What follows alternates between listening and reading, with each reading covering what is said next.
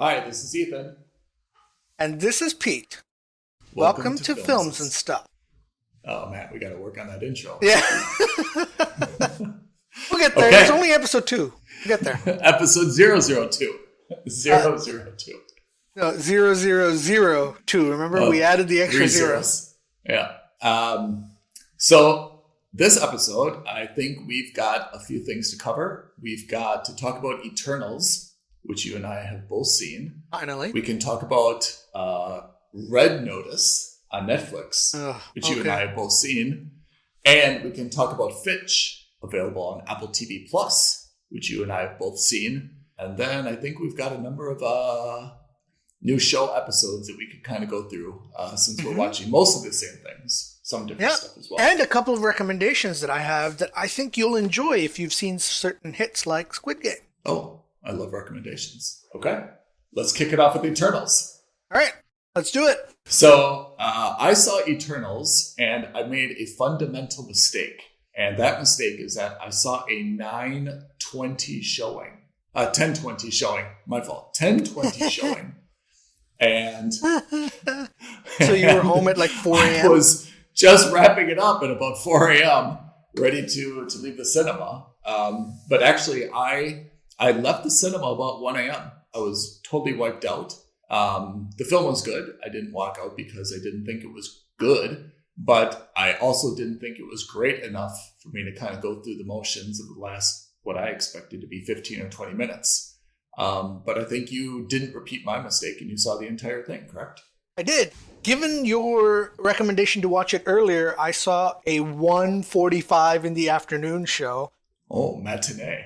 A matinee, and it was still not until 5:30 that I got home, and the theater is like a 15-minute ride away from my house. So it's a bit long. It was like a bit too long. It's like the opposite of a nightclub. A nightclub, you go and it's dark and you walk out and the sun is coming up.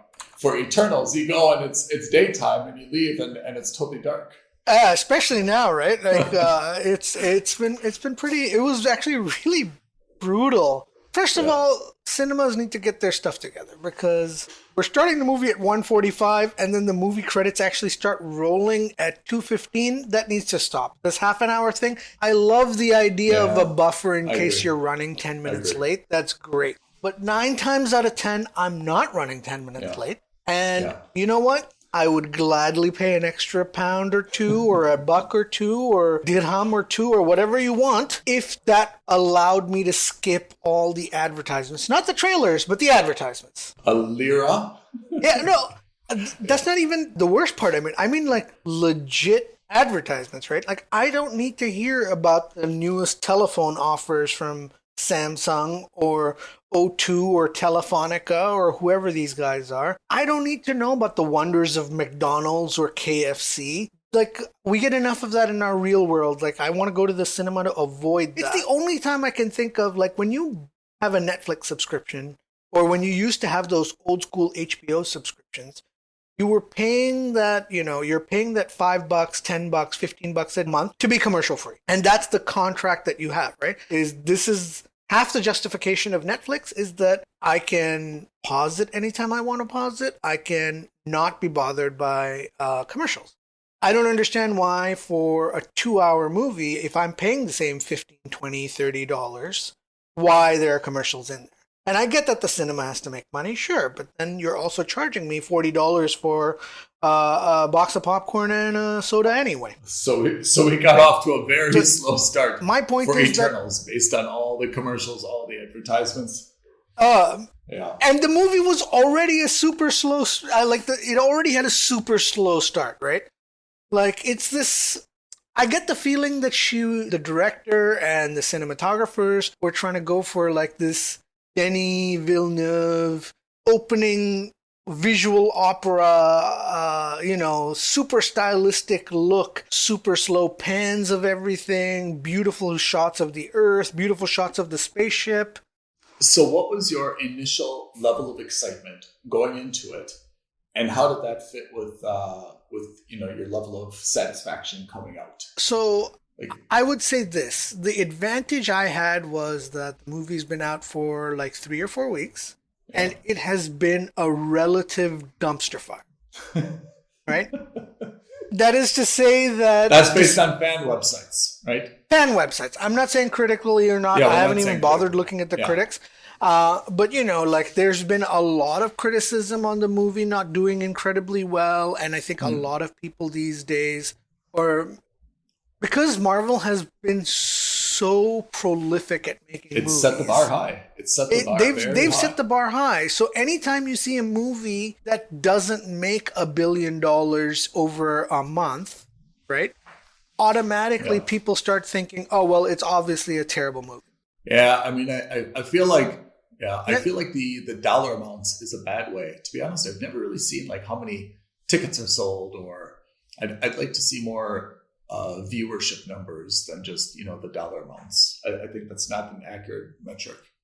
Oh yeah, so there's this great critic who used to work for Screen Junkies and Fandom called Dan Merle, and I highly recommend him. If you're into movies and also into the business behind the movies, he's a great critic to watch because he's not just As we are at films and stuff. yeah. Exactly. The reason he's really good is because he's created his own index called the Butts in Seats Index, right? I like this index. And Yeah. the reason it's valuable is exactly for the same reason you just mentioned. The problem with dollar numbers is A, inflation, B, ticket costs vary wildly, not just from market to market, but from like city to city even. So it's not like, in London, you're paying £20 in the 20 to £30 for one ticket in the middle of the city. And, 20 minutes away, you're paying £8 to £10 for that same person, right? So then all of a sudden your box office gross, how do you adjust for that? So what he did was what he's done is, and I don't know exactly what the math is behind that, but he's converted box office receipts into the average number of people who actually saw the movie. That to me is more valuable than what the numbers are, because the numbers can get skewed in any which way, shape, or form, right? Going back, the reality is that a lot of people will look at the box office gross because that's one of the first few publicized and say, oh my God, Eternals only made $300 million? That's got to be a terrible movie. Opening weekend. So critical, right? Opening weekend. Right. And we've just come through a pandemic. Like, do you ever follow that? I mean, do you see a movie or not see a movie? I do, but not as a basis of deciding whether I'm going to see a movie or not. Only as a way to engage interest in the movie, one, and B, to see whether we are like back to quote unquote normal after this pandemic, which I don't think we are. Spoiler alert. Yeah. We are not. So tell me, expectations versus satisfaction. So expectations super low. Really? Like how low? Scale of 1 to 10. Like on a scale of 1 to 10, I thought this movie was going to be like a 4, maybe even 3. Okay. I walked out of it. Comparable to what, like in your experience? Within the MCU, comparable to like Thor: The Dark World, which I thought was one of the worst ones. Okay. Like comparable to some of the worst performing Marvel movies. But you felt obligated to see it, right? You cannot not see Eternals just because it may be a critical piece to the transition to the new MCU, right? And that's the thing. And I think this is where Disney really has us by our proverbial berries, right? Nether regions. In the sense that if you're a fan of the MCU, whether a movie is good or not is almost secondary, because if you like what they're doing and if you believe in what they're doing and you've seen that they've succeeded, right? Phase 1, 2, and 3 were huge successes. You can't help but say, man, I can't not watch it because I don't want to watch Avengers 5 in 2030, right? Or Avengers 6 in 2030 and not recognize half the callback, right? Because that was Endgame Infinity War and Endgame loved the movies, but they were like 40% callbacks to the first 20 movies or first 22 movies that preceded it, and all in service of the fans, all in service of those loyal viewers, right? And so even if you have a movie like The Eternals, which to be frank, I never read the comics and critical reception was relatively poor, so my expectations were like, I don't really want to watch it, but I kind of have to. Having said that, I didn't think it was all that bad. And, if you're going to go just on the basis of box office receipts, again, as Ethan has reminded you, we're still in not normal times. It's still a pandemic. In the day of streaming, I imagine that this movie would do a lot better on a streaming platform like on Disney Plus than in a cinematic. Yeah, I have to say, I felt that the story was much better than I expected, but the plot I felt either very stale or formulaic. But I have to say, I was pleasantly surprised by the story. I think at Marvel they did a very good job of transitioning and bringing a compelling story, to the screen. But I felt the plot was like, and when I say plot, I mean kind of like scene by scene, the action, the dialogue, everything. Like I felt that was just a little bit weak. I thought obviously the quality is great, just like every Marvel film. The cast was very smooth. I mean, they were polished. And to be honest, I mean, last time we spoke, and I had some skepticism about 10 different characters. Still, I think it was a little bit heavy on characters. We probably could have gotten away with fewer. But overall, I kind of liked everybody. I mean, there was no one that I really loved, but yeah. Yeah, it wasn't as overwhelming as I expected either. The only problem was it didn't allow for any real character growth for anyone except for maybe the main guy Icarus and the main girl Cersei. Nina a little bit here and there, but not much of an arc or growth or say. She was I would say she was more like a B plot character. I mean, Angelina Jolie has her role, right? I mean, she plays the brooding, kind of psychopathically dangerous, beautiful woman, like very well, right? But I agree, in terms of like character, I mean, you can't really say that there was really any character there. And definitely not really necessary to the story. In fact, for me, it kind of detracted from the story from time to time. Kit Harington, I mean, we all love him from Game of Thrones, but I mean, I thought that kind of like as the side love interest, it was just like an excessive cameo. It didn't really add anything to that either. I'll touch more into that, and the reason it didn't for you was because he didn't sit through the credit. Oh, maybe that's true. We'll touch on that, but he does come up in the first mid-credit scene.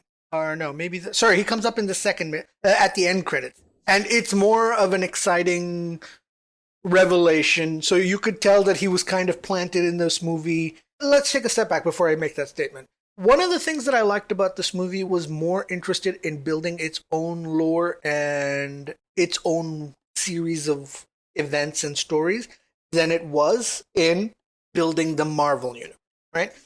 It kind of, but by the way, it kind of diminishes humans, right?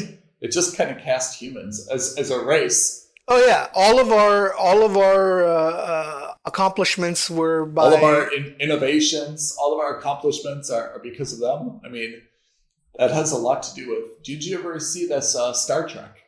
Which Star Trek? The one with the original Spock, James T. Kirk, where they had to go to California. Oh yeah, the one where they go back in time and bring the whale. Yeah. And it was, I can't remember the doctor, right, who gave humans the recipe or the formula for like some type of like incredible like plexiglass so that they could build it so that it could house, the whale and all of its water in the spacecraft, right? And the big moral dilemma in that was, should you be giving this type of, alien futuristic technology to humans? And someone said, how do you know that they're not going to create it themselves? And that was kind of a forced justification. But in Eternals, I mean, it really is kind of like, the helpless humans, let's introduce them to the plow. Yeah, right? Or, the steam engine in Babylonian times. We were like so helpless, like none of this would have been possible. So I felt that like a little bit, I mean, I didn't take it personally. I don't feel like it's condescending, but it seemed to give them a lot of credit for, managing the helpless human race, while they were, there as kind of the the protectors and, inspiring innovation at the same time. Well, that was the whole point, right? Was the idea was that, and again, I mean, if you're reaching this by this point, spoiler alert. Yeah. Spoiler alert. 20 minutes in. The reason they were there was to cultivate human intelligence, right? Yeah. Wasn't to create was to make sure that it flourished, not to give them the answers, right? Yeah. Fair enough. Fine. But again, so the good thing was that they touched upon certain things like the Thanos event, like the Avengers in general. They touch upon that to remind the audience that, yes, we're a part of the cinematic universe. Yeah. But we've got our own things going on, right? It's similar to how they were with Ant-Man in Ant-Man 1, which is to say, look, we understand that there's this whole universe out there, but at this moment, I'm more concerned about saving my business in San Francisco than I am about saving the world based out of New York, right? So I like that for me because, some of the other Marvel movies and definitely all of the DC movies have been very ham-fisted about, we're part of this world, wink, wink. We're all together. We're all connected. There was a subtlety to it, which was refreshing. And all the world building stuff, they left to the two end credit sequence. Okay. So, let's go quickly over that. The first one, the mid-credit sequence. So the mid-credit sequence was pretty interesting. So if you remember at the end of the movie, a couple of them get... I didn't see them, so please. So the mid-credit sequence is this thing, is where they show you like a sequence or a scene. What's a mid-credit sequence? While there are still credits before and after. And then the end credits is, at the end of the thing when the last one, credit has rolled, they usually show a clip as well. So the mid-credit sequence, and again, this is very much spoiler alert for everybody who's listening. You remember at the very end of the movie, a couple of them got kidnapped. Yeah, okay. I'll tell you when I left. I left when Icarus was basically staked to the beach. Yeah, tied down to the beach. And he was trying to get out of those shackles. And everyone was kind of throwing punches at him and stuff like that. That's the scene that, I was extremely tired. But to be honest, I didn't feel like I was missing anything. Oh, man, so you missed the end of the movie as well. Yeah. Oh, okay. So let me give you a quick recap of the end. Okay? Cersei, while Icarus is on the beach and pinned down, Cersei makes a run for it towards the celestial that's exploding out of the volcano. Yeah. He's just about to explode, and Cersei gets stopped by Salma Hayek's character, who we saw was previously dead. Twist of all twists, it's actually that little kid who can manipulate, make people invisible. Oh, yeah. And she gets stabbed in the back by Sprite. So she literally gets... Oh, yeah, not just back, she skewers her. Right? But then you turn... double surprise, Druig comes back. We all thought he was dead. Druig comes and smacks Sprite on the back of her head with a rock and knocks her out.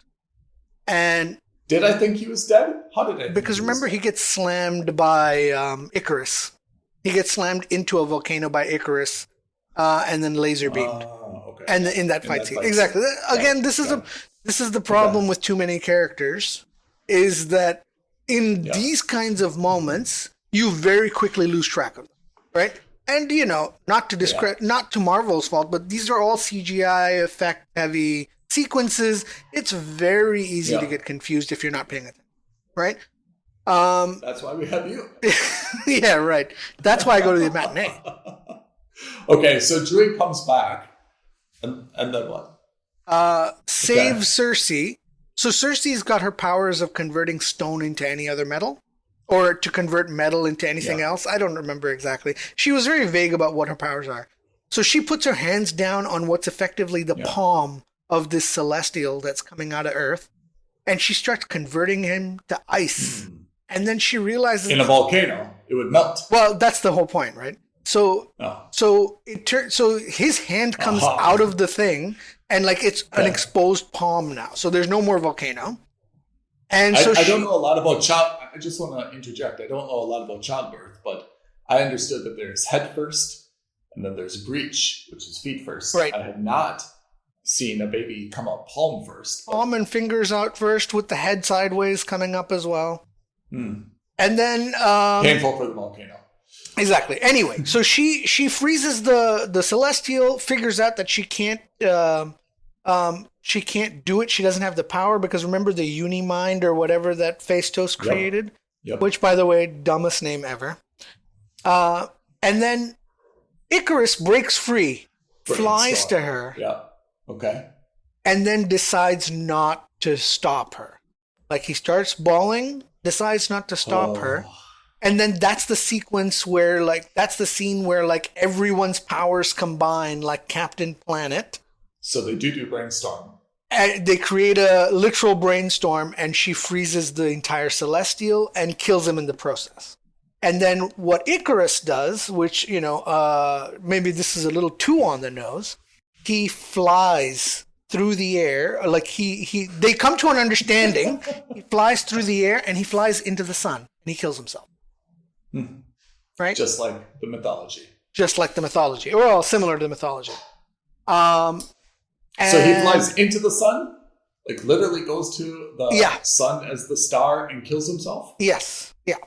Because he's sad about his now... Because he betrayed himself. He betrayed the family that he loves, and all this. And she lets him go. And there was a whole, the undertone of it was, you're forgiven, now bugger off. Right. Now, so he kills himself, and Cersei, so she still has all these powers in her, and she says, look, I still have some of the Celestial's power in me. She turns to Sprite and says, if you want, I have the power to turn you into a human child. And so Cersei converts Sprite from all being God to just a normal human. And that's better? It's because I think that's what she wanted. Because that's the whole point was that because she's a kid, she can't love anyone. She can't be with anyone. Blah, blah, blah. And that's her source of teenage angst. Multi-century angst. Okay. Yeah, It's nice to know that even robot aliens created by an all-powering god are the same as us. So they're just like us. So Sprite is now a legitimate child, albeit without any family, support network, job, money. No, resources. Kingo is there. All of them, they're taking care of him. So she ends the movie with Kingo. What about Karun? Oh, God. I was so upset. Not upset. I just... that whole thing, man, it was really irritating. Is it racist? It's not racist at all. But it's not racist at all. I just think it's buffoonery. Yeah. It's just buffoonery. It was buffoonery. Yeah. Yeah. I love Kumail, though. Kingo. Yeah, but this is the thing. This is, again... The only funny part, actually, of this entire movie, the only person with a sense of humor, Maybe Gilgamesh a little bit, but primarily... But the funny part about this is, again, 10 characters. So how do you make the last sequence easier? Great, let's make Kingo turn away from the major fight and walk away. Because you have to manage the number of people on the screen. Right? Yeah. And I'm not saying he was the best part of the movie or the worst part of the movie, but if he's a part of the movie, then you should be a part of the movie. You don't get to get the cop out. I thought Kingo was one of the best parts of the movie. I thought that Makari, I loved Makari, the deaf actress. I really liked her. As a actress or as her character? Oh, as her character. But why? I felt like the character didn't have anything. I don't know. I just liked her because I think she and Druig, I thought the relationship between her and Druig was great. I thought that was very good. But she was missing for the vast majority of the movie, right? Where she was just apparently... Again, the same problem, right? This is too many characters, not enough screen time. If you're going to have 10 characters, do this over a 3 or 4 episode mini series. Let's get away from the fact that whoever God or cosmic force, put all these people on Earth. I don't know why they added a child. Doesn't seem like that's helpful. And I'm not sure why they added a deaf person. Also doesn't seem helpful to the cause, right? I mean, I understand for inclusion reasons, it's nice to show someone who's, determined. Yeah. But it was nice they hired a really deaf person in real life, So Yeah. She's actually deaf, which I thought was very nice. Let me ask you a question. Is Gilgamesh the same person in Doctor Strange? No, that is not Wong. That's not Wong. Yeah, it's not that same character or same They actor. look extraordinarily similar, though, right? They look very, very much alike, but I'm pretty sure. In fact, I'm going to double check right now. But I was 100% sure. But even their personality is the same, right? They even had the same personality. You think so? Yeah, I thought their personality was, they're kind of the strong, silent type, right? Just a few kind of like one-line zingers. He's played by a guy named Don Lee. Yes. Look at the credits for Eternals. It's Ma Dong-seok. Yeah, Don Lee. That's what I'm looking at. Yeah.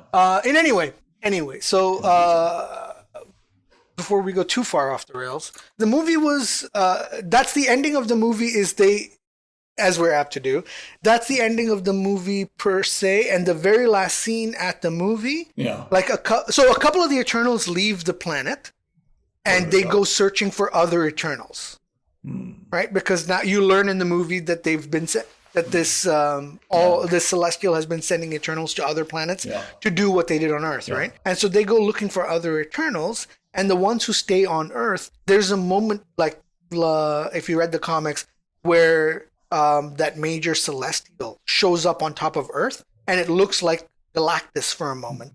It's not, but it looks like him. And he kidnaps all of the Celestials remaining on Earth, and he takes them away. The Celestials on Earth? The Eternals? Sorry, the Eternals on Earth. So he takes them all away. So that's the end of the movie. Okay? The mid-credit scene, which is where we first started this conversation, the mid-credit scene is you're back on the Eternal spaceship. Yes. And these are you're looking at the ones who left are Druig, Makari, and Thena. And then all of a sudden you get Patton Oswalt teleports into the ship. But he's playing I guess like a dwarf. And then behind him teleports somebody else played by Harry Styles, and he's playing a character named Star Fox, who's also known as Thanos' brother.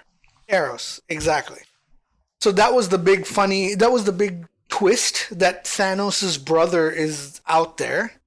So you don't know what his intentions are, but apparently he's trying to help the Eternals, or so he implies. So that was the first mid-credit sequence. Didn't mean much to me because, again, I didn't read the comics. It wasn't my bag. But the end credit sequence is where things get spicy for me. Kit Harington, you see him at his estate. Oh, he's wealthy. And yeah, he's a wealthy character. Even though he's some type of poem professor. Some kind of professor, yeah. Okay. And you see him at his estate, and he opens up a box, and inside that box is a sword. And the sword is like moving. It's got like moving parts on it. And it's the ebony blade, supposedly. Oh. And just as he's about to pick up the sword, like he doesn't want to pick up the sword at all. Just as he's about to pick up the sword, off screen, you hear Mahershala Ali say, "Are you sure you want to do that?" End scene. Who's Mahershala Ali? He plays Blade. He's the new Blade. Oh, really? Yeah. That's the part that got my spine tingling, is he plays Blade, and that got me freaking out at the end. All of a sudden, the movie went from like a 3 or a 4 to like a 5 or a 6, because that end credit sequence was worth the 3 hours. That's a lot to sit through, though. I know. I'm being specious, but still. Yeah. No, but I mean, it's a legitimate complaint, which is, now MCU has actually done something, which is the movie is kind of the fodder, right, for the end sequence, and that's an unhealthy thing. Yeah, that I agree. The here and now, that you're just focused on, hey, what comes next, and it's a teaser for what comes next, and then you sit through what comes next, which is 3 hours of kind of, nonsense, and then you're waiting for another end sequence. So yeah, okay, yeah. So, but at the end, we both thought Eternals, well done. I mean, well cast. Or better than expected, let's put it that way. Better than expected. I mean, I still have problems with the plot. I mean, too many things, but I mean, this is kind of what happens whenever you've got like a superhero movie. But I thought the story was very, very clever. And I mean, hearing you explain kind of the end of it, I'm pretty happy with the story itself. It's obviously leading into better things, but I thought the plot itself was a little bit And as you mentioned, we both talked about this. There's just a lot of mouths to feed here. And everyone individually, I think, is very compelling and did a great job. But it's really unfortunate that there's kind of 10, 12 people to keep track of. And I think all of them could have been super interesting, compelling characters. We just don't get enough screen time with them to like really form like an attachment, you know? For me, Kingo carried it. Kingo really carried it just because he was the only person I thought who had any type of sarcasm or humor. Icarus was pretty serious, but did a pretty good role there. Salma Hayek, I thought, in her motherly role was good.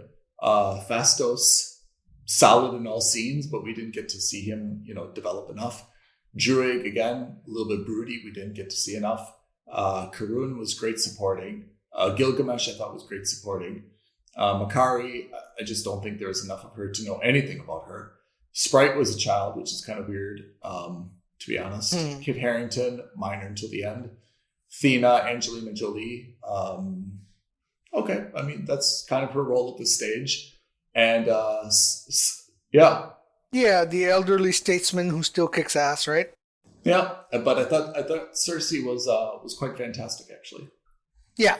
I like Gemma Chan as a whole. I liked her. I thought she was very good. What else is she in? I don't know. I don't know. And I think I confused her. There was in Captain Marvel, I thought that was Gemma Chan, but I must have gotten confused. She plays I thought she played one of the bad guys. Oh, you know what? Crazy Rich Asians. Oh, okay. Oh, they'd be more excited about that. Also in Captain Marvel. Yep. Also in. Oh, that is her. Yeah. Okay, yeah. So she played one of the bad guys in Captain Marvel. So good for her for playing it two ways in the same series. I mean, actually, if you look at her filmography, quite a lot of good things, but I think they've all been smaller supporting roles, unfortunately.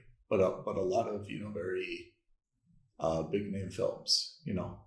I'll take your word for it. Crazy Rich Asians didn't do anything for me.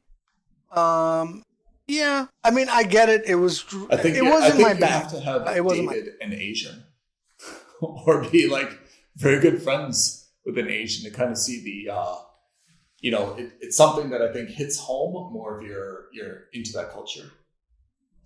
Yeah.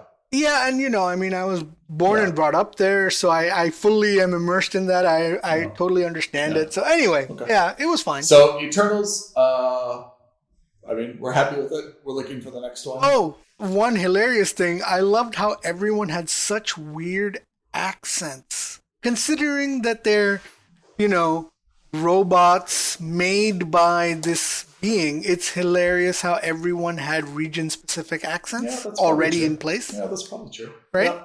You had a Scottish accent, you had a British accent in 7,000 years ago. You had a British accent, an Indian or / Desi accent. Absolutely right. I just thought it was really funny. Yeah, absolutely right. Anyway, so that's Eternals. Not as bad as everyone's making it out to be. Yeah. Certainly well worth a watch at home if you're not ready to go out in the cinema.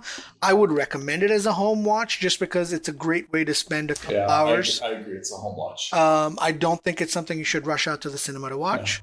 Yeah. And, give it a chance. It's not as good as Shang-Chi, but on the same vibe as Shang-Chi, give it a chance. A lot of people didn't give that movie enough credit. I thought that movie was far better than people made it out. Let me ask you a very quick, not to get off track, but let me ask you a very quick knee-jerk reaction. One of the trailers in this film was, for me at least, House of Gucci. Oh my God! Yeah. What's your initial impression? See it? Not see it? Not see it. I've read some of the reviews on this. I've seen some of the reviews. I'm sure it's fine. I have no problems with it. Apparently, Lady Gaga kicks ass in it. Like she's supposed to be excellent, and Adam Driver is also supposed to be excellent. I heard Jared Leto is terrible. Oh. But in the same thing is just like it's not a story that's compelling to me to watch. Like if it's supposedly a biopic, and the thing about biopics is either I want them to be for people I have no idea about, or about people that like I'd be more interested in watching, learning about. And this is not one of them. All right, let me ask you a second knee-jerk question. Another trailer was Last Night in Soho. Yes. Yeah. What's your feeling about that? Didn't see it. Edgar Wright, if I remember correctly. Yeah. Yeah. So I typically like Edgar Wright movies, but this is, from what I understand, out of his wheelhouse in terms of genre. I haven't seen it, but I've heard that it's like a horror / suspense / like. So I saw it. Tense movie. And I won't turn this into a review of the film, but I have to say I was disappointed. I thought exactly what you identified as some of the flaws came up, which was it started extremely good as kind of a drama movie, yeah, and I was very interested. I like this. I like the setting.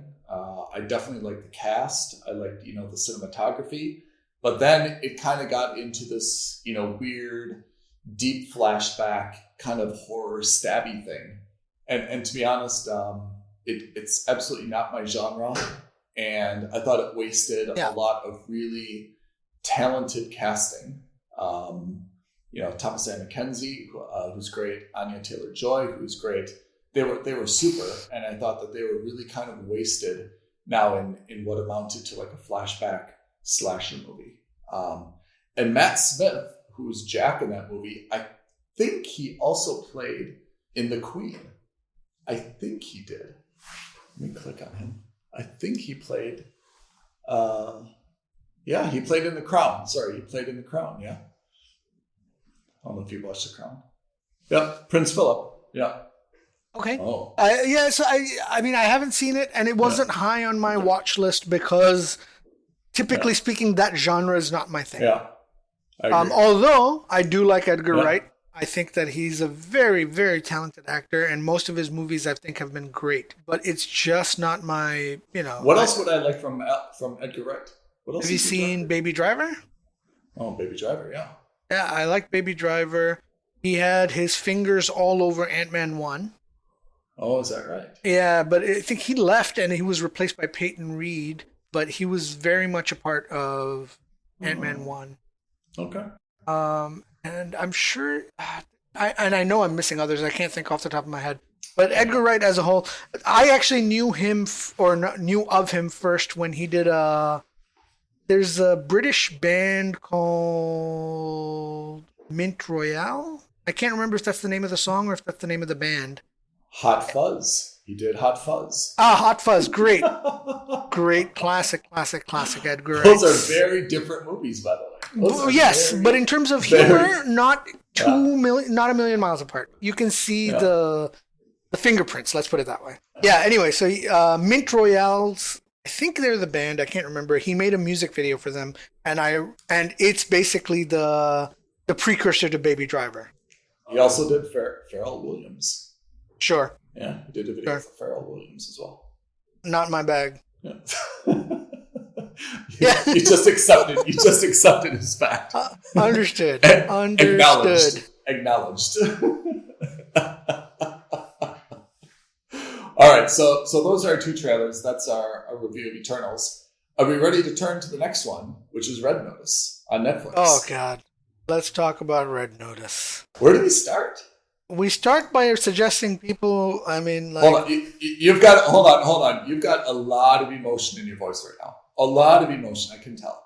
What's your problem with this movie? My problem with this movie is that it's You're disappointed. I feel like you're the disappointed parent. I'm the disappointed dad. You love Ryan Reynolds. I love Ryan Reynolds. And you're just shaking your head saying, son, I want both of them to adopt me. I really like all three. I like both of them. And in general, movie-wise, I've been a huge fan of Gal Gadot for a while. I'm not going to talk about anything else, but like on paper, this movie was a smash hit, right? You've got a funny guy in Ryan Reynolds. You've got a relatively funny action, and you've got a legitimate action guy in The Rock, right? And you've got a very attractive and very legitimately action star in Gal Gadot. Like on paper, this has got everything you'd want. Yet it just didn't work. Or at least not for me. Why doesn't it hit the mark? I mean, we're going to see this again. I mean, we know that this is going to be it's going to be the new Mission Impossible, right? It's going to be a series, right? There's going to be a second one. There's going to be a third. I mean, there's definitely going to be a second one. I think what's going to happen is that these three actors are going to make so much money off of them that eventually Netflix is going to be like, look, we can't afford to pay you anymore. Right, because I think they'll just divide them and they'll just have three. Yeah, or have their spin-offs. Yeah. But I didn't like the MacGuffin. I didn't like. Can I tell you why I think you're sad? Go on. I think you're sad because I think that this movie took each character's personality out of them and let them focus on the lowest common denominator of what people want to see.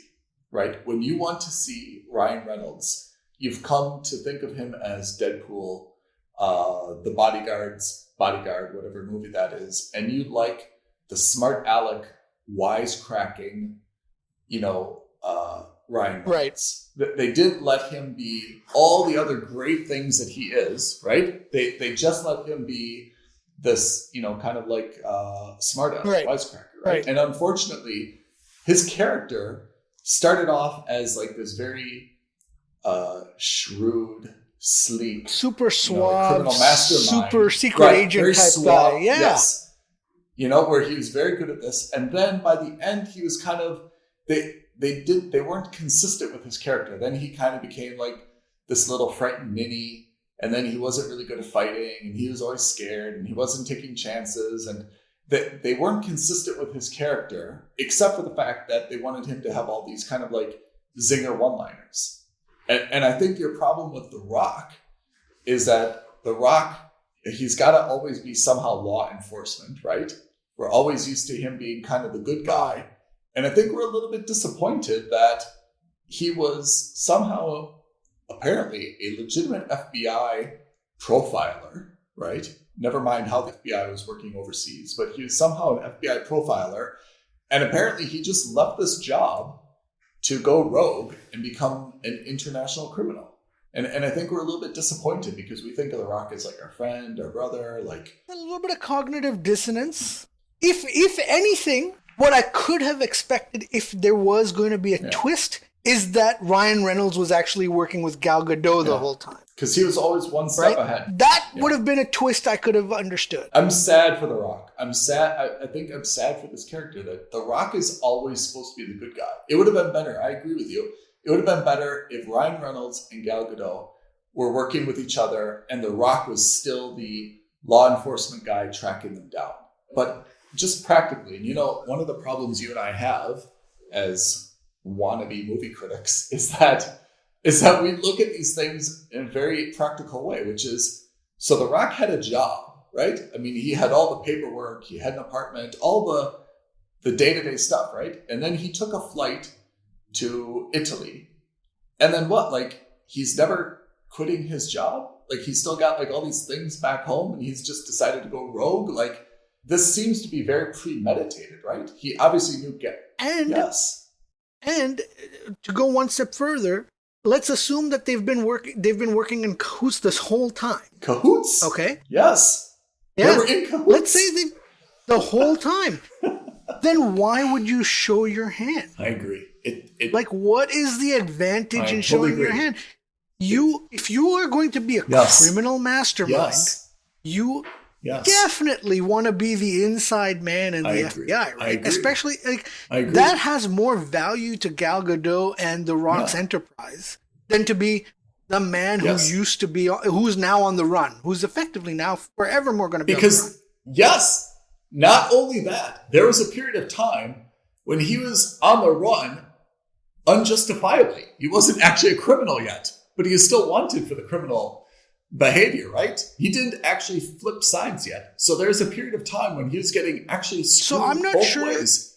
He didn't do anything wrong, and So he you was think wanted that as a criminal, but he didn't you think he actually got do his job flipped yet. during this whole thing, and that he wasn't flipped the whole No. time? I think Yeah, he was flipped exactly. the whole time. But I'm saying that, I mean, this is how, if there was like a backstory, somehow he met Gal, right? And they had this long con together. I don't even know how that works practically, but it's a movie. Let's not get too bent out of shape over that, right? Yeah. But there was a time when they apparently agreed with each other, saying, hey, you come work this case, right? And I'll frame you, even though you haven't done anything bad yet. And then while you're being framed, even though you're still an innocent person, you have to go through all these hoops to escape and work with a criminal to come back to me, and then we'll do something wrong together. So there was a period of time in the middle of the movie where he was wanted for being a criminal, but we both knew watching the movie he hadn't actually done anything yet.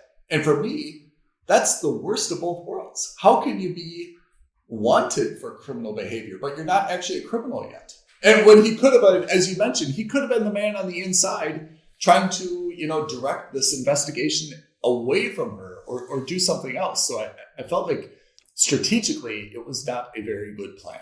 Even if he went into jail knowing he was going into jail, right? Even if Gal and The Rock sit down together and say, okay, at this point in this, what we're going to do is I'm going to get framed by you.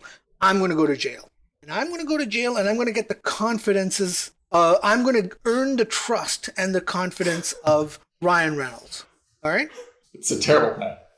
But let's say that's the plan, okay? I agree with you, it's a terrible plan. But let's say that's the plan. If my girlfriend ever talks me into this plan, can you please get me out of this plan? And say, Ethan, this is a bad plan. Ethan, why are you voluntarily going to prison? And you're going to try to get the confidence of a criminal. That's a bad plan. First, you don't know what prison you're going to go to. There was that whole big deal about which country they were going to throw him into. Second of all, that to a certain, there's got to be so many other ways you could have done that, right?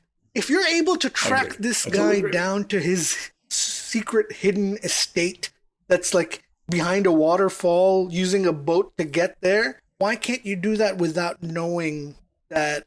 Why do you have to go to jail for that? Why can't you just follow him to find the third Cleopatra egg or whatever it is? It's just dumb. It's just, I find the whole thing really dumb. If that plan does not work and Ryan Reynolds does not get you out, right, then you're stuck in jail and you actually haven't done anything yet. No, and I'm sure, at least prima facie, I'm sure they're, again, now we're nitpicking on things that are on fictional things. Deservedly so. The movie is plot stupid, and it deserves to be picked on because with these three actors, we really deserve better. Obviously, they spared no money on budget, right? I mean, they paid salaries. It's $200 million. Very high production. $200 million Very budget. high production value. Yeah. But it's so formulaic, and again, the plot is so full of holes. You know which scene you and I are really going to go ballistic on, and I'm hoping it's going to be one of two. It's going to be the scene where they escape into the bullfight arena, or it's going to be the ending sequence where they're in the Nazi mine shaft. Let's go one by one. I think when they escape this, it's not clear why they were being held captive underneath a bullfight stadium. Not a football stadium, not anything else, but a bullfight stadium. And we still cannot figure out exactly how this sequence was intended to work because it doesn't make any sense whatsoever, right? Bishop, Gal Gadot, is trying to pretend that she's torturing The Rock, right? So that, Ryan Reynolds will give up information, which he does. And then how do they escape? This guy who they apparently poison wakes up and starts shooting randomly, and The Rock had a key the whole time to let him out of the handcuffs. It's totally nonsense. Do you agree? I mean, by this point, I feel like Ryan Reynolds, The Rock already has Ryan Reynolds' confidence. So you are now throwing your life into the path of a random bullet fired by a guy who can't see straight because of poison. Like, what purpose does that serve? Because the guy was shooting at them, right? He wasn't in on the con. No. So why would you risk that? I totally agree. First of all, right?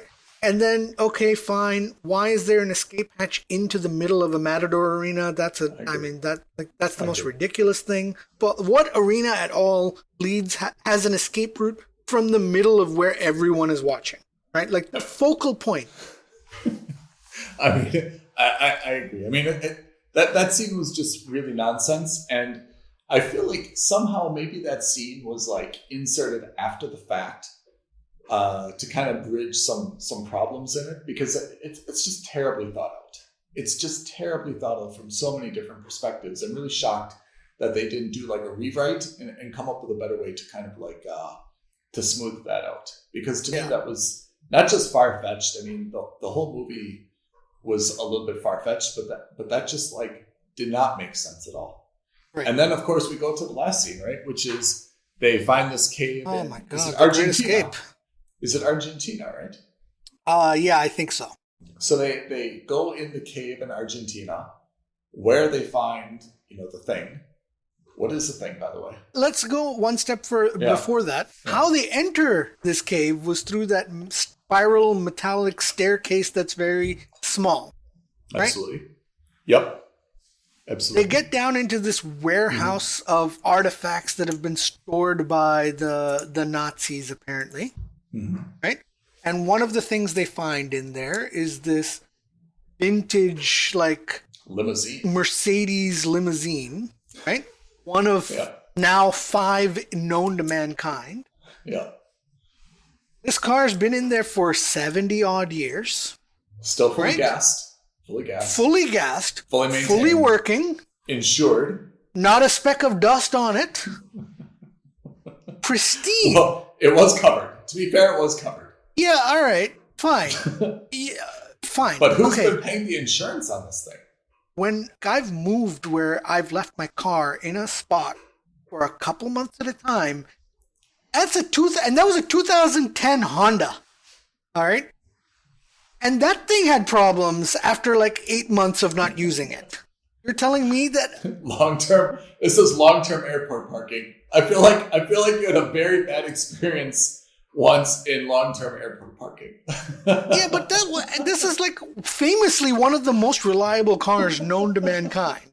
And you're telling me that a 1930s era, 1940s era Mercedes-Benz that's sitting in Argentina in the humid jungle is going to be totally fine after 80 years? We are never going to be sponsored by Honda thanks to this. Or Mercedes, which is fine. I think Mercedes would be, I think we're being very flattering towards this Mercedes vehicle. Apart from the fact that we are open for sponsorship. I mean, we have identified it was a Nazi. But that's not Mercedes' fault. Limousine. But apart from that, it's not. I mean, yeah, they can't control who buys their vehicles. I think that's customized. But the point, anyway. So neither here nor I don't think like a family in like Berlin was just buying that car, right? Like I think they kind of knew who was buying that car. Now the next scene is all of a sudden Interpol or whoever that lady's security forces are finds them. I don't remember exactly how, but they found them. Yeah. And they start a chase sequence inside an abandoned warehouse / mine shaft. Meaning that there were multiple vehicles all kept there. Right. But those weren't those Jeeps or vans or whatever they were using. Were they already in there? Were they also prepped and gassed and ready to go in chase formation? They were ready, gassed, insured. I keep harping on insurance. They were all ready, gassed, and tires at the right air pressure. They were ready to go. And that was the longest mine shaft known to mankind. It's an extremely long mine shaft. Very smooth. Except for that. And led to a waterfall. So where do the cars come from? Yeah. I mean, I think that, again, I'm a little bit, you and I are sometimes very tough on the plots of movies. I'm a little bit forgiving about that. I mean, it's absolutely implausible, but okay, let's suspend reality how they got the cars in there. But I agree, it's just the overall like plot of this movie. Maybe that's my problem. I feel the disappointment in you and the characters. My disappointment is that I'm not sure what this movie wants to be. Does it want to be this suave, film? Or does it want to be kind of like this silly little film of like this incredulous, Michael Bay like chase scene? What is it? I know what it wants to be. I'm pretty sure what this film wants to be is the modern day version of Indiana Jones, right? You're on a swashbuckling adventure. There's twists. There's double crosses. You're in multiple different locations. But what made Indiana Jones work, in my opinion, was it was a one-man job. Yeah, an archaeological movie, right? That had some action scenes. Yeah. Right? There had some, it was a little bit of that. You know what movie I think it actually does a better job of being Indiana Jones than this movie?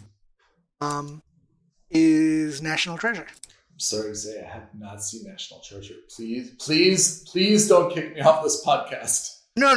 I won't. But consider this your first warning.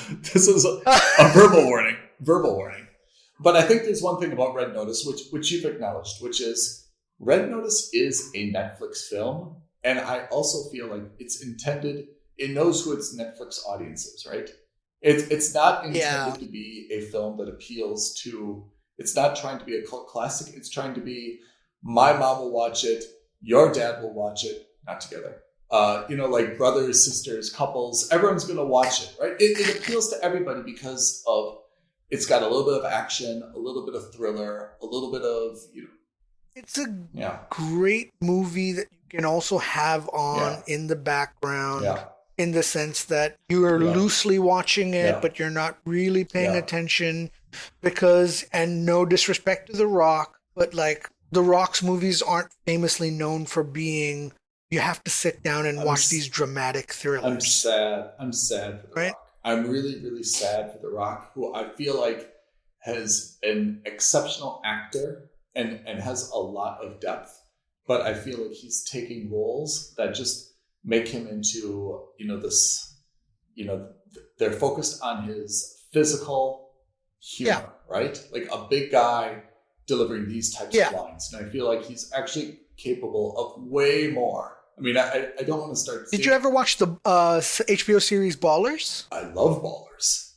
Exactly. I love Ballers. It came out of nowhere because it was, for once, it wasn't about his muscles. It was really just about his dramatic chops. Yeah. And I thought he was excellent in that show. Excellent. And who's his partner? Rob Corddry. I love Rob. Yeah. I have to say, I think in the history of television, that might be my favorite character. Yeah. He was super funny. Yeah. Yeah. I mean, he's funny in general. Like, I think he's been very good in other shows. But, like, again. What else is he in? He's been in a couple other comedy. He was in Pain and Gain. He was in a couple other. He played the gym manager. Oh, yeah.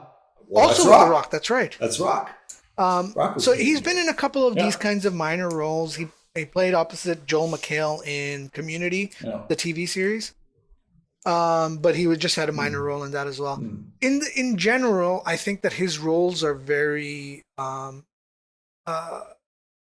Rock's, that is, roles haven't given him the chance to flex his acting muscles until you get to shows like that.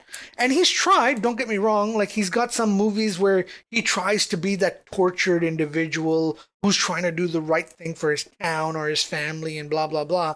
But those were early on in his career, and again, those were not that great. He's a big enough actor.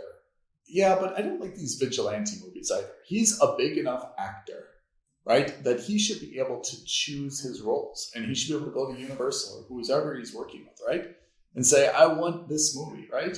I don't want it to be this sappy little Justin Timberlake, like in Palmer or something, right? But I mean, he should be able to take a film and have like a different type of character, right? If he's serious about this. And again, I'm not looking for him to chase Academy Awards. I think he is. I'd like him to be in something where he's not just this talking wall, you know? I think he's like other quote-unquote Hollywood muscle men who have transitioned into Hollywood, where you're looking at like the Arnold Schwarzeneggers, the That's it. who was That's the the list. That's John the list. Cena. Yeah, John Cena. John Cena's super funny, by the way. What's that movie that we want to see with John Cena? We have to see that movie. John Cena's newest movie? The John Cena movie. We saw the reviews, or we saw the trailer, right? Yeah, it was something like two families, couples go on vacation or something. Remember this? Oh, that's right. No, they crash a wedding because they met on a vacation, and they think that they're best friends, but they're not. What movie is this? I haven't seen it. I can't even remember it. I just saw the trailer for it a couple months ago. I don't know. I just think that there's... Who else? Vin Diesel was a bit like that in the sense that they have this arc where they're known for being muscle-bound men. They do like a children's comedy. They do a children's show. Not show, but like movie with children as their co-stars. Then they do some kind of crazy action movie. And then they settle down a little bit, although I would argue that Schwarzenegger never really settled down into anything dramatic. And Diesel is really just about Fast and the Furious now, nothing else. Yeah, so I think that it's the same arc for him. But I thought he was going to break out of that mold because of shows like Ballers. But maybe he's not. Maybe he's just going to stick to other movies like this where he plays I don't want to say he plays a mindless oaf because he doesn't, but in the sense that he plays the same character in every movie, right? The straight-laced law enforcement guy. He's always the guy on the right side, and which is why when he flips in this one, it just doesn't come out right. He's not supposed to be a bad guy. The Rock is never supposed to be a bad guy. Just like Will Smith. Will Smith was never supposed to be a bad guy. Right? Tom Cruise. Tom Cruise generally is, except for that one movie where he had white hair, Collateral. He was so good in that. Oh, man, Collateral. He was so good in that guy. movie, though. He was menacing as a bad guy. His agent must have been like, no more of this. People believe it. We gotta. So there was that. Then coupled with the dissonance of seeing the cognitive dissonance from seeing someone like The Rock do that, right? Coupled with the plot holes, coupled with like brazen stupidity to say that all of your money gets stolen from the Cayman Islands account from the Interpol. Like, how is that possible? You're a sophisticated #1 art thief in the world, and you got all your money stolen by the police? Like, that's not possible. And then the sequel is going to reveal that Gal Gadot and The Rock are the bishops, but they're really a part of this greater organization called the Chessboard, and there's going to be another couple with the Rooks, and another couple, the Knights, and then there's going to be the leaders of the organization. It's a couple called the King and the Queen, and Ryan Reynolds is going to get inducted into this organization, but because he's a first-timer, he's going to be the pawn. It's going to be stupid. It's just... It's a cheesy and dumb way of setting up sequel. That being said, we'll see it. Oh yeah, without a doubt. Make no mistake about it. I'll be there at the midnight showing if it's in the cinema. We'll be there. Yeah. Well, no, I mean, is it going to be out? It did come out in some select cinemas, but generally it was Netflix, and maybe this is a new model from Netflix. So Netflix in general does that not just because they want to capitalize on the cinema, but they do that for Hollywood rules so that they can get included in awards shows. If it's only on streaming, they get disregarded from things like the Oscars and the Golden Globes and things like that. So I remember because there were a couple of movies that came out on streaming over the last 2 or 3 years that have been really good, but have been mostly ignored by the awards committees because they were quote-unquote streaming movies only. Pete, are you? So to get around that, I think Amazon was the first one to do that, where they were like, okay, well, we're just going to release this for 2 weeks in the cinema before we put it out on Prime so that we're also in contention for Oscars, for example. Pete, I feel like you're teeing up my next transition. And my next transition is, now we talked a little bit about Netflix, but we are streaming service agnostic, which means we have to talk about Apple TV Plus. And you and I have both seen Finch, Tom Hanks. We have. And And what did you think? I have to say, I thought it's quite good. I mean, I cannot say enough about how much I admire Tom Hanks as an actor. I can't say that I don't have the same level of affection for him that I do for Ryan Reynolds or The Rock, for example, or John Cena. But he's an exceptional actor, and you sincerely believe he is the person in every role that he's been in.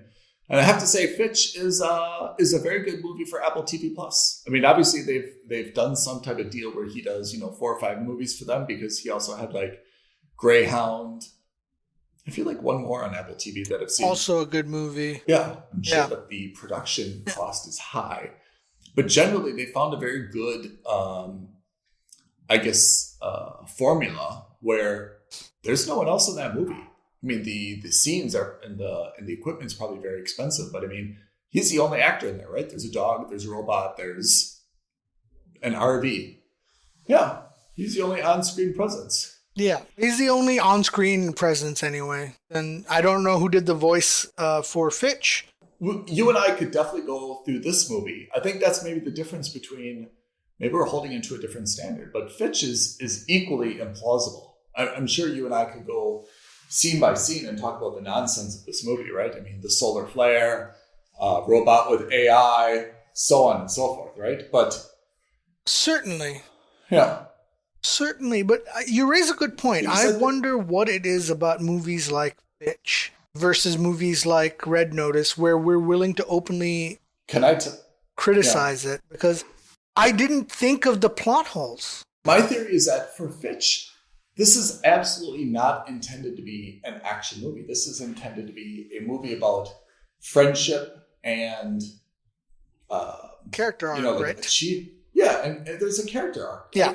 It's not intended to be about the events that led us to this. It's intended to be about, the kind of the friendship or the humility. Whereas Red Notice is on its face about action. It's about the heist. It's about the plot, right? So I mean, it's kind of like Red Notice does this to itself. Red Notice is not trying to be a romance. It's not trying to be a buddy film. It's intended to be about the action. So by putting the spotlight on the action itself, it draws these flaws, I think, to the surface. Whereas, Fitch is saying, yeah, this is a ridiculous scenario. But it's happened. It's not about the scenario. It's happened. Take it at face value, but look at the relationship between a man and a robot that he's created, right?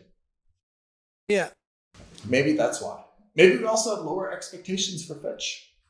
Or maybe it could also just be that, Tom Hanks has also been in like 1 million incredibly good movies. He's known as a legit actor. You give him a pass. Yeah. And I'm not saying that this is a bad movie, by the way. I actually think that... Yeah. Here's the thing. If you had to watch one of them again... Okay, let's say right now you had to watch one of these 2 movies again. Yeah. Which one would you choose? Am I watching this like dedicated watching, or is it on in the background? Nope, you've got to sit there. You don't have a mobile phone. You don't have then Fitch. Hands down, Fitch. Really? Yeah, I think I'd watch Fitch again. Huh. Yeah. I would actually choose Red Notice. I'll tell you why. For Fitch, I mean, maybe I agree it's a better work. But to be honest, I'm not learning anything again. I'm not going to laugh. I didn't laugh the first time at all. Yeah. I'm going through the same motions and I don't learn anything. Whereas Red Notice... Okay, I'm going to criticize it, but I will laugh a few times based on, Ryan Reynolds' character. I'll find more plot holes, which I'll also secretly enjoy. But I would choose Red Notice again. Although if I had to give them, stars or ratings or thumbs up or whatever we're choosing, for sure, Fitch is a better piece of work.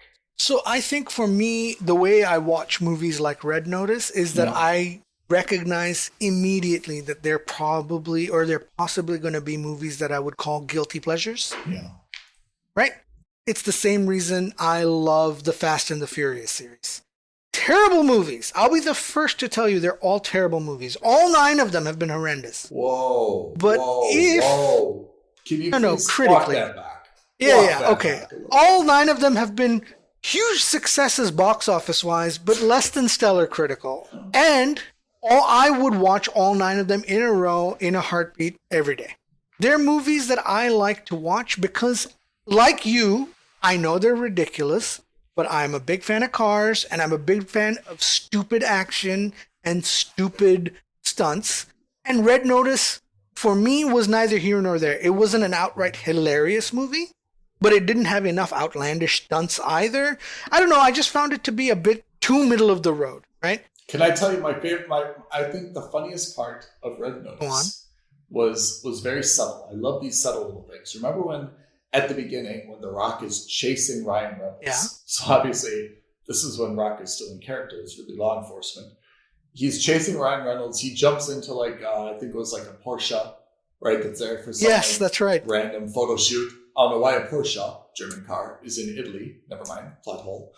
And then like one of the songs, I can't remember who's it was kind of like a rock song, right? You're like, chase song, right? Yeah. And then immediately like someone like sideswipes. And then he gets run into that like little truck or gelato van or whatever, right? Yeah. Yeah. So I thought that was very fun. But also raises the question, is The Rock legitimately trying to capture him? It's just too frustrating. Those are questions that on the second or third rewatch you're like, Right. Is he trying to catch him? Yeah. So what happens if he catches him? Anyway. I think that the problem was that it was too middle of the road. It was neither here nor there. It seemed like a very generic Netflix action movie. You could have replaced it with any three actors, and I think it would have been equally as inoffensive or as effective. I think it would have just been totally generic, and that's the problem. Sure. Whereas with something like Fitch and with Tom Hanks, it's very hard to say that any of Tom Hanks's movies are generic as a whole. And if I have to rewatch one of them properly, I'm probably rewatching. I think if you want to get Tom Hanks to be in your movie, just create a movie about one person in a location where there's no one else around, and he will accept this role. Right? I'll guess right now. He's going to be in the Antarctic studying, melting icebergs or, shifting whatever they are, right? All by himself, living in the Arctic. That'll be his next role. Yeah. Yeah, I'm trying to think of what he's done in the last couple of years, or in the last couple of movies. But nothing's really, to be very honest, nothing's really sticking out to me. I don't know if that's a good thing or a bad thing. I mean, his filmography is like so long. Oh, it's excellent filmography, but I just can't think of what the last movie was that I really was like, wow. Tell me, are you on IMDb now? I feel like you're on. I am on IMDb, and I'm going through it. So the latest movie was Finch. Yeah. Before that, there was Greyhound. News of the World, which again, it didn't do anything for me. I didn't even see it. Beautiful Day in the Neighborhood. Yes, I did see that. It's about Rogers. Fred Rogers. Mr. Rogers. And then I still think his best role has ever been in Toy Story as Woody. Oh yeah.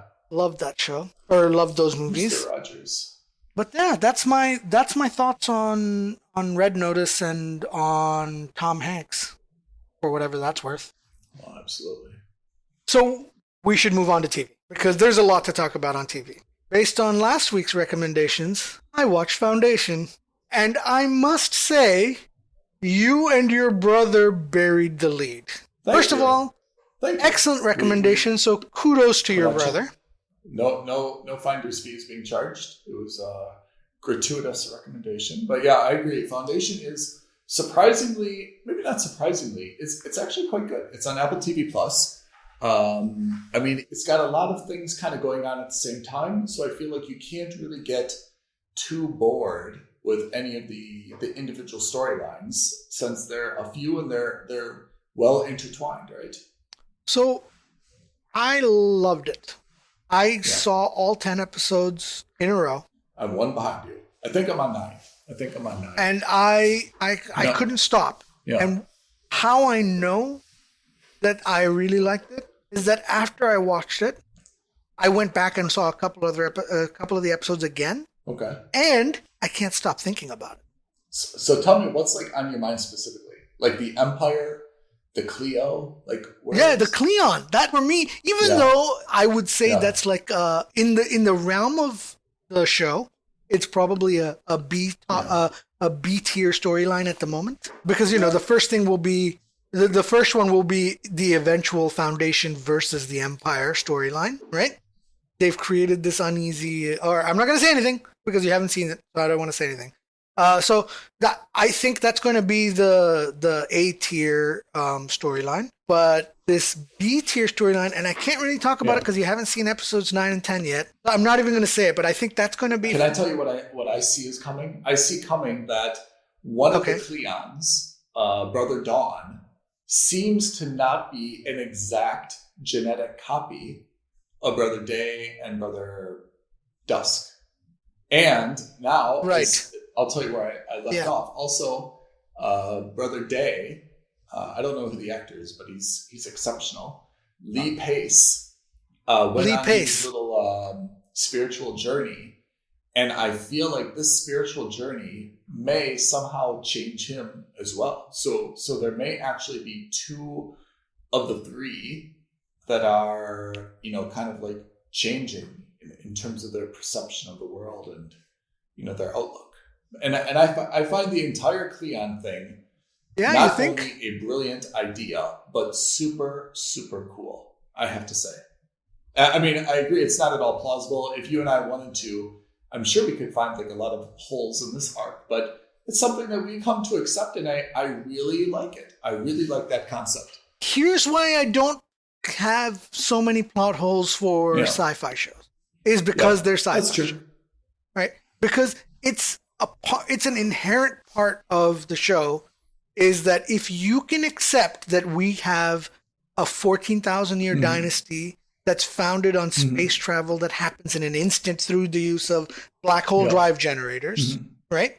Then you cannot criticize any plot hole, right? Because you can magic any plot holes away with the use of fake technology, right? So in general, if I'm watching a sci-fi heavy show or like a show set on the premise of magic and fantasy and sci-fi, all those go out the window, and I don't like that is no longer a point of contention, because how can you criticize a plot hole but not criticize the use of spaceships or the use of cloning or whatever? You know what I mean? Like, there's so many other smaller elements. You'd be unable to watch any show ever.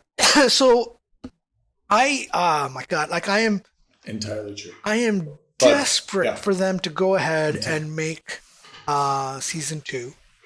That's how much I loved it. Have you ever watched The Expanse? I have started The Expanse, and you know what? My brother gave me that recommendation as well. And he said the exact same thing, almost copy and paste. For Expanse, he said, look, it's going to be tough. You got to get through the first couple episodes. You'll love it. He said the same thing for the Foundation, because I started Foundation. I watched half of the first episode, and I told him, like, stick it out. It's not for me. He's stick like, stick it out. He's like, watch like another 1.5, get done with 2 and tell me. And I have to say, I'm happy that I stuck it out. But at first I was just kind of like, this is going nowhere. Like, I just don't like the... Yeah, because it's hard, because you're doing the lore building that, movies typically tend to do in 10 minutes. They're doing over 2 episodes, which is right, because it's such a deep and heavy and integral part of the show. You have to get it right. So this show for me is like similar to The Expanse. So if you haven't watched The Expanse for me is far more grounded in reality. It's a sci-fi show set in the future, but set in our future, this Earth's future. So it's sci-fi, but it's very much grounded. Right. So like they take into account the fact that, people who are born and living in space, when they come back to Earth, they have a hard time adjusting because of the gravity and their bone density and things like that. And their ships don't look like fancy spaceships, because they're like, look, this is what a spaceship designed for space battles would actually look like. Right. So in that sense, it's a little bit more grounded, and it's a little bit more political intrigue, but that political intrigue is based much more on the political intrigue that we know from Earth, right? Whereas this is political intrigue, but not really political intrigue. It's a little bit more fantasy element. But they do say one thing interesting in Foundation, which is they make reference to all these different like races, right? And everyone's not really an alien. They're actually like humans. It's not like Star Wars or something where there's really like all these different like galactic aliens. Here they kind of acknowledge everyone is a human. And then they even make some statement in one of the episodes, whether it's like 8 or 9, they say like everyone descended from the same planet. Some place we called Earth. Yeah, and then they say it may have been this place or this other place called Earth. So they make a reference, and I kind of like that. I mean, it's unnecessary, and it's just kind of like throwing. It's not an Easter egg, but it's throwing something out there for like. Yeah, it's for those people who are like, well, how would you justify this? Is to say, look, we're 20,000 years away from Earth in the future. So, of course, this is a possibility, right? And I get that. So I think this is like, if you're going to think of, for people who haven't watched the show, the way I would look at it is it's like 60% The Expanse, and it's like 39.5 to 40% Game of Thrones. And just to throw... Where's that other possible 0.5 coming? And this is me throwing you and your brother a bone because you said it's a show about math. It's like 0.5% math. Scorpion. Right? And that point, and by the way, the margin of error on this is 0.5%. But the ending gets really good. The whole series is just, I found it to be really, really excellent. I thought it was really excellent. Yeah. I didn't see the direction they were going in. I thought the action sequences were excellent. I think that I love the fact that each episode is like an hour and 10 to an hour and 20 minutes. Yeah. I don't like, right. It's not about, this stereotypical formula where an hour-long show is 45 minutes with ad breaks or an hour exactly. They're just like, look, however long it takes, but we're going to get from A to B. It's DreamWorks, right? Maybe? I don't know. Actually, I don't know. I thought it was. I thought I've seen in the trailer, not the trailer, in the intro that it's DreamWorks. Either way, very good. Which makes a little bit of sense, but I'm not sure if that's. Yeah, I really enjoyed it. Maybe making that up. I think it's so good, and it's great development and great character growth of all of them. Right, like you said about Brother Day. Right, you get to see the change. On a practical level, it's because, or at least in the show, you get to see the change also because the brothers are physically changing, right? Brother Day becomes Brother Dusk, Brother Dawn becomes Brother Day, blah, blah, blah. It took me a minute to get. I didn't understand that. And then you realize, oh, right. First of all, I think it's a fantastic Super concept. Cool, though, yeah. And second of all, what I really like is that what they could have done a better job of was that there is a time element in play, right? So like Brother Dawn in episodes 1 through 3 becomes Brother Day in episodes 4, 5, and 6.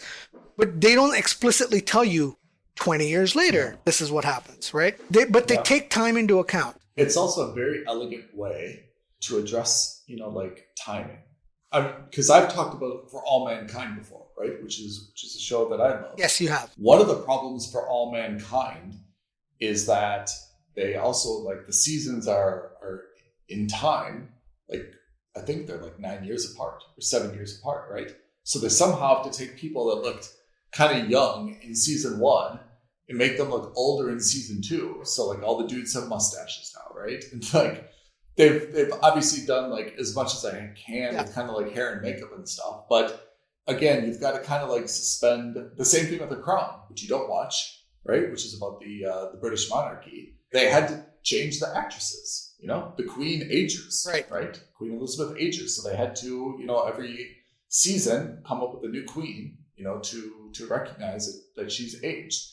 Here they've done a very interesting way to get around that with the Empire by saying, hey, there's, genetic cloning. So we're just going to like shift their names around, but it's the same 3 dudes. And I think that's a very elegant solution towards a very common problem in multi-series, shows.